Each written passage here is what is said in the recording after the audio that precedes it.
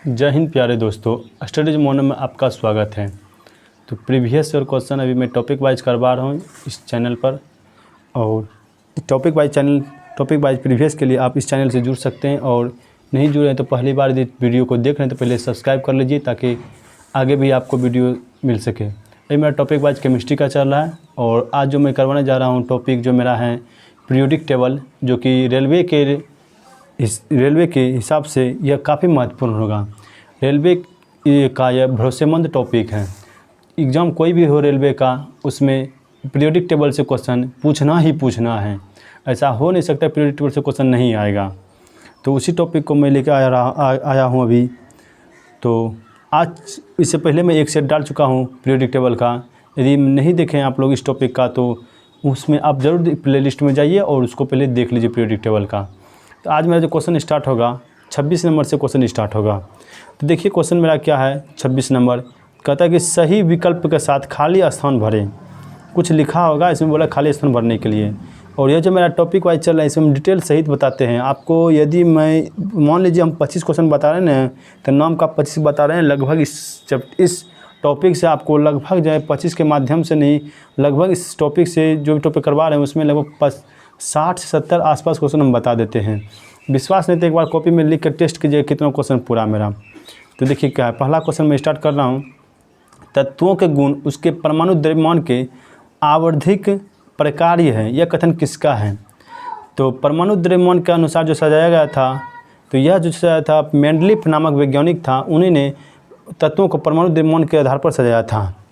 तो मेंडलीफ आप लोग याद रखेगा, मेंडलीफ ने यह कब सजाया था? तो 1869 ईस्वी में ये पीरियोडिक टेबल बनाया था मेंडलीफ। तो मेंडलीफ का आवर्त सारणी है, सिर्फ मेंडलीफ का आवर्त सारणी को मोजले साहब ने सिर्फ आधुनिक कर दिया है, इसीलिए मोजले को आधुनिक आवर्त सारणी का जनक कहा जाता है। जबकि मेंडलीफ ने ही आवर्त सारणी को तैयार करके रखा था। कब? 1869 ईस्वी में। और कभी पूछेगा तो मेंडलीफ के समय कुल तत्व कितना था? तो उस समय कुल तत्व की संख्या 63 था। यह लो आप लोग याद रखिएगा, कुल 63 तत्व इन्होंने उस समय खोजा हुआ था। तो देखिए क्या कहता है। जब मेंडलीफ ने अपना काम शुरू किया था तो तब कितने तत्व थे? तो उस समय कितना तत्व था? टोटल 63 तत्व था। तो ऑप्शन नंबर डी इसका राइट आंसर हो गया। तो देखिए नेक्स्ट क्वेश्चन मेरा, आधुनिक आवर्त सारणी की खोज किसके द्वारा की गई थी? अभी तुरंत बोले कि मेंडलीफ ने आवर्त सारणी को तैयार करके रखा था, परमाणु द्रव्यमान के अनुसार सजाया था, जिस कारण से उसका फ्लॉप हो गया। तो फ्लॉप हो गया तो फिर से स्टार्ट किया, ये मोजले साहब आया था। हेनरी मोजले उसका पूरा नाम है, मोजले साहब आया था। मोजले ने ही आवर्त सारणी को तैयार किया हुआ ही था। उसमें सिर्फ परमाणु संख्या का दर पर उसको सजा दिया, जिस कारण से सभी तत्व एक सही ढंग से उसमें बैठ गया। तो मोजले साहब ने पूछेगा कब किया था? तो आधुनिक आवर्त सारणी की खोज किसके द्वारा की गई थी? तो मोजले साहब इसका राइट आंसर हो जाएगा। तो कब? तो याद रखिएगा 1913 ईस्वी में यह आवर्त सारणी को तैयार किया था, 1913 ईस्वी में। तो यह था क्वेश्चन। तो नेक्स्ट क्वेश्चन देखिए क्या है।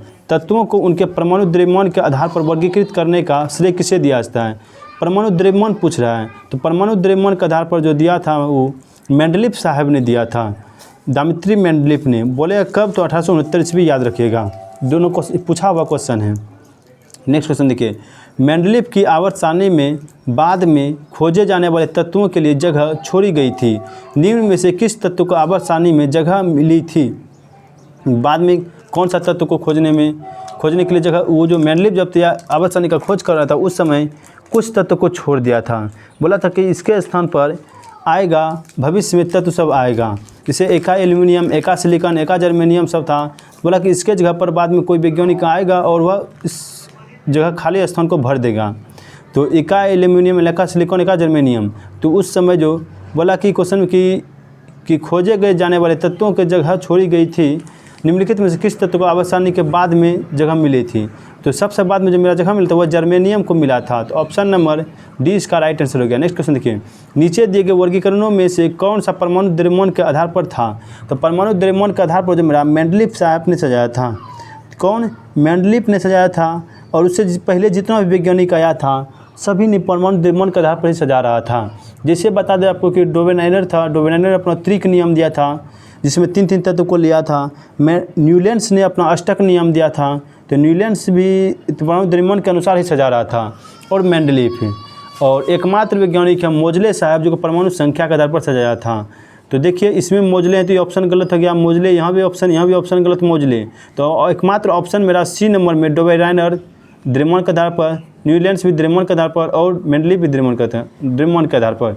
तो ऑप्शन नंबर सी मेरा राइट आंसर हो गया। नेक्स्ट क्वेश्चन देखिए क्या है, आधुनिक आवर्त सारणी में कौन से दो आवर्तों में 8 तत्व मौजूद हैं। तो कहता है कौन से दो आवर्त में 8 तत्व मौजूद हैं। तो देखिए पहला आवर्त मेरा 2 तत्व हैं, दूसरा में 8, तीसरा में भी 8, तीसरा में भी 8, चौथा में मेरा 18 हैं, पाँचवा में 18, फिर छठा में 32।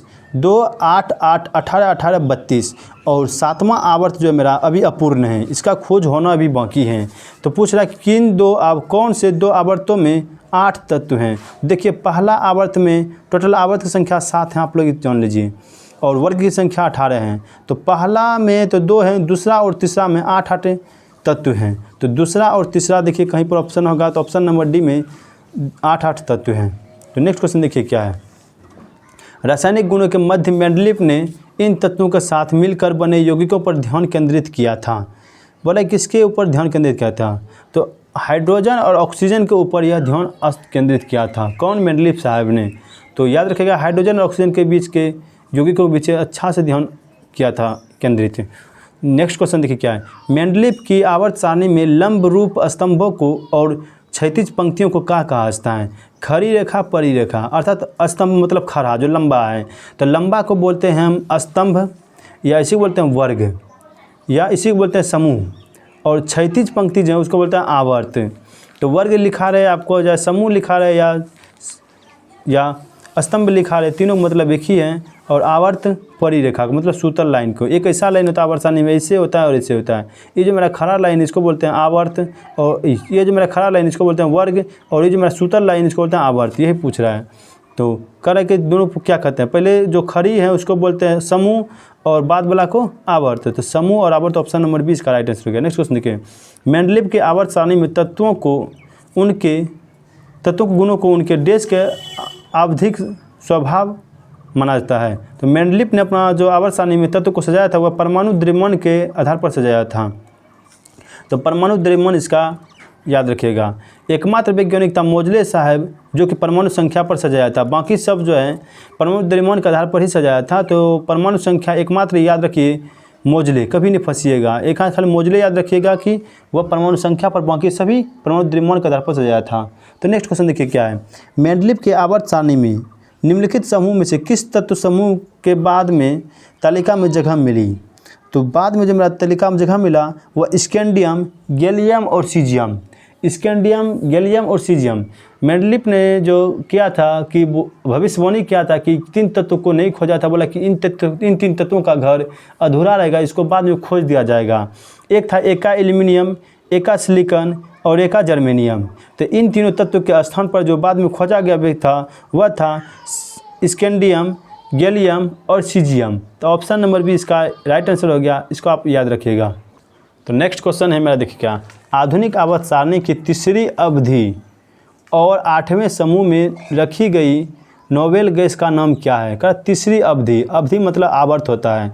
कहता तीसरा आवर्त और 8वें समूह में जो रखा गया नोबेल गैस है, नोबेल गैस का नाम बताइए। आइए हम एक पेज के माध्यम से पहले नोबेल गैस के बारे में बताते हैं। तो नोबेल गैस की संख्या देखिए, एक पेज के माध्यम से आपको बता रहे हैं।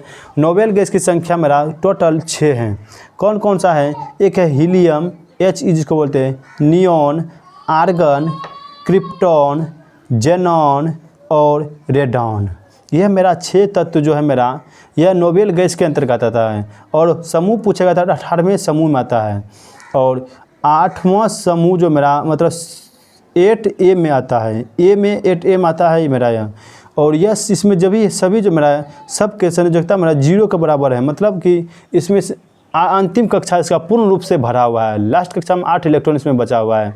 तो क्वेश्चन पूछ रहा है कि यह देखिए पहला आवर्त में हीलियम है, दूसरा आवर्त में नियॉन है, तीसरा में आर्गन है, चौथा में क्रिप्टॉन है, और 5वां में जेनॉन है, और 6ठा में रेडॉन है। तो मेरा क्वेश्चन जो पूछा है, तो देखिए क्वेश्चन मेरा जो पूछा था कि तीसरी आवर्त में कौन सा तत्व आता है? तो देखिए पहला आवर्त में मेरा हीलियम है, दूसरा में नियॉन है, तीसरा में आर्गन है। तीसरा में कौन आया? आर्गन। तो याद रखिएगा तीसरा में कौन आता है? आर्गन। तो देखिए ऑप्शन कहीं पर होगा, तो नियॉन है, क्रिप्टॉन है, हीलियम है और आर्गन है। तो आर्गन ऑप्शन नंबर डी इसका राइट आंसर होगा। नेक्स्ट क्वेश्चन देखिए, देश के अनुसार तत्वों के गुणधर्म उनके परमाणु भारों का आवर्ती फलन होते हैं। तो आवर्ती फलन जो होता है परमाणु द्रव्यमान के, तो वह वैज्ञानिक था हमारा मेंडलीफ साहब ने।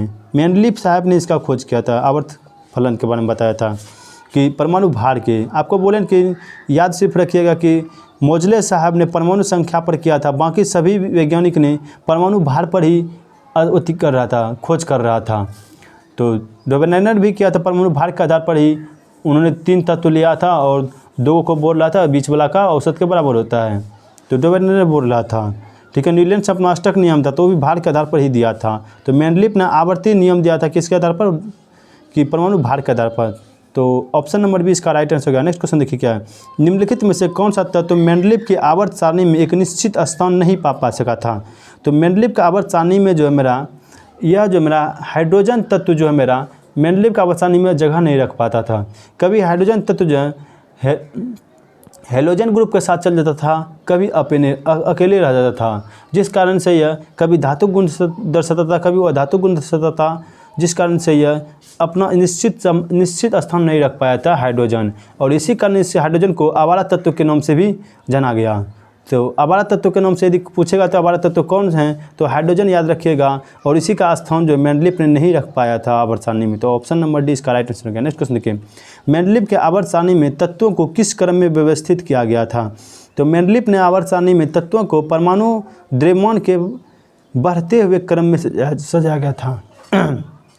परमाणु द्रव्यमान के बढ़ते हुए क्रम में। तो ऑप्शन नंबर ए इसका राइट आंसर हो गया। नेक्स्ट क्वेश्चन देखिए, मेंडलीफ की आवर्त सारणी देश के दौरान एक जर्मन पत्रिका में प्रकाशित हुई थी।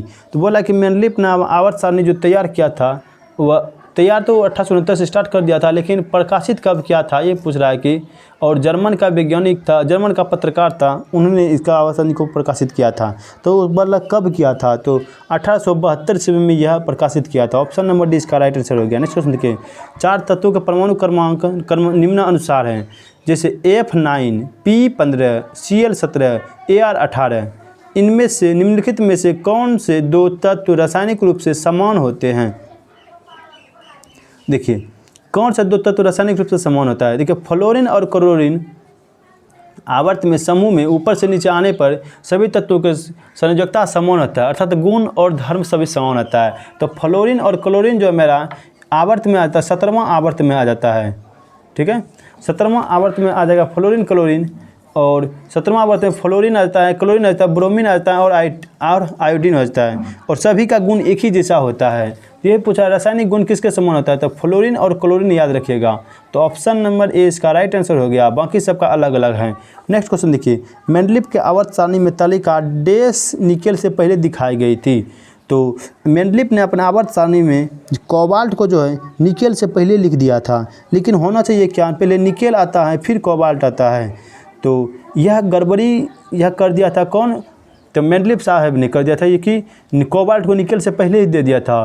फिर पहले लोहा होता है, फिर निकेल होता है, फिर कोबाल्ट होता है। लेकिन इन्होंने क्या किया कि पहले लोहा से पहले निकेल से पहले कोबाल्ट को बिठा दिया, जिस कारण से इसका मेंडलीफ ने अपना आवर्त सारणी को नष्ट कर दिया, मतलब अपना आवर्त सारणी को खो दिया।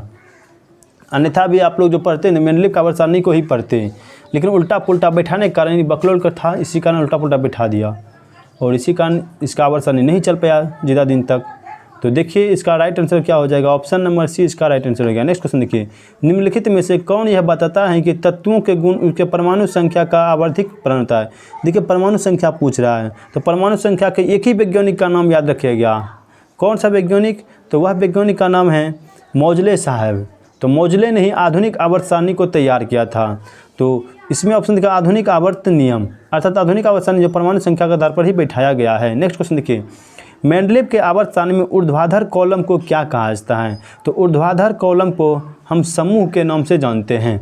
टोटल 18 समूह है मेरा, कितना? 18 समूह हैं। तो क्या नाम से जानते हैं? तो समूह के नाम से याद रखें कितना समूह? 18 समूह हैं। तो नेक्स्ट क्वेश्चन देखिए क्या है मेरा, उस रूसी रसायनज्ञ का नाम बताइए जिसने यह प्रतिपादित किया कि तत्वों के गुणधर्म उनके परमाणु द्रव्यमान का एक आवधिक कार्य करता है। तो देखिए मेंडलीफ जो है 1869 ईस्वी में आधुनिक आवर्त सारणी को तैयार किया था और ये परमाणु द्रव्यमान के आधार पर तैयार किया था मेंडलीफ ने। तो यह जो मेरा मेंडलीफ कहाँ का था, तो मेंडलीफ मेरा रूस का ही वैज्ञानिक था, जबकि मोजले मेरा इंग्लैंड का वैज्ञानिक है। तो मोजले इंग्लैंड का है और ही रूस का है। तो पूछा कौन, मेंडलीफ। तो ऑप्शन नंबर सी इसका राइट आंसर का। नेक्स्ट क्वेश्चन देखिए क्या है, आवर्त सारणी में न्यूनतम प्रतिक्रियाशील तत्व कौन सा है। तो न्यूनतम प्रतिक्रियाशील तत्व जो मेरा जितना भी 18वां समूह आता है, अर्थात उत्कृष्ट गैस आता है। उत्कृष्ट गैस कहने का मतलब या नोबेल गैस जिसको आप लोग बोलते हैं, अभी एक पेज के माध्यम से आपको समझाए थे। तो पीछे थोड़ा बैक करिएगा वीडियो, आपको पता चल जाएगा कौन कौन सा नोबेल गैस हैं। तो टोटल 6 नोबेल गैस हैं, आपको हम बता देते हैं। Helium, neon, argon, krypton, xenon, radon. तो यह याद रखिएगा। तो इस सबको जो है इसमें जो न्यूनतम प्रतिक्रियाशील तत्व हैं, तो ऑप्शन नंबर सी इसका राइट आंसर हो गया उत्कृष्ट गैस। नेक्स्ट क्वेश्चन देखिए क्या है कि निम्न में से किसके द्वारा किया गया तत्वों का वर्गीकरण नए तत्व की खोज के लिए प्रेरित किया। तो नए तत्व की खोज के लिए प्रेरित किसने किया, तो मेंडलीफ ने ही 3 तत्व का घर छोड़ दिया था, एका एल्युमिनियम, एका सिलिकॉन, एका जर्मेनियम, जिसको बाद में स्कैंडियम, गैलियम और जर्मेनियम के आधार पर सजाया गया था। तो इसी ने ही जो मतलब मेंडलीफ ने ही छोड़ दिया था कि आगे में कोई वैज्ञानिक आएगा और इच्छुक रहेगा तो अपना खोज करके दिखाएगा। तो कौन वैज्ञानिक का नाम है, तो वो मेंडलीफ, याद रखिएगा option number C. Next question देखिए क्या है, निम्नलिखित में से किसने कहा था कि तत्वों के गुण उसके परमाणु द्रव्यमान का आवर्त फलन होता है। तो परमाणु द्रव्यमान का आवर्त फलन होता है, ये मेंडलीफ साहब ने कहा था। ऑप्शन नंबर सी इसका राइट आंसर हो गया।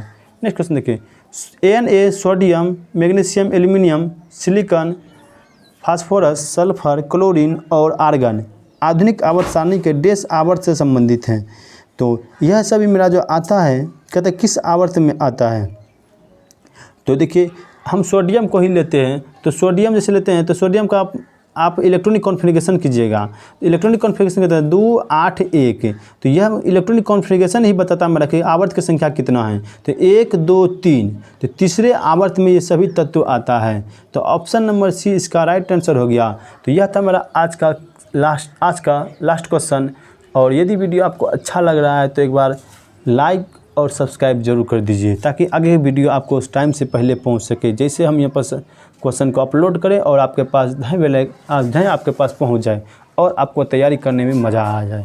ठीक है। और ये जो आदि आप नहीं समझते इलेक्ट्रॉनिक विन्यास क्या है, तो मैं एक वीडियो में इसका सेपरेट वीडियो बना करके आपको दिमाग में घुसा दूँगा।